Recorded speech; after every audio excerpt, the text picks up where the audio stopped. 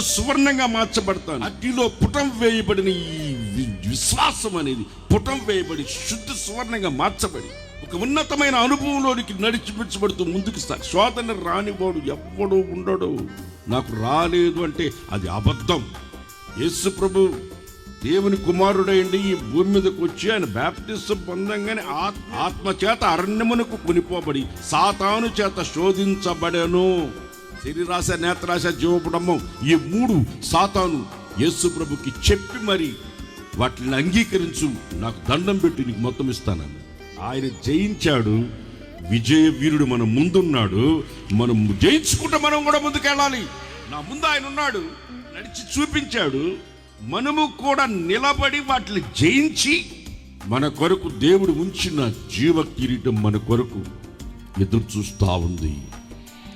ఆమేన్, హల్లెలూయా.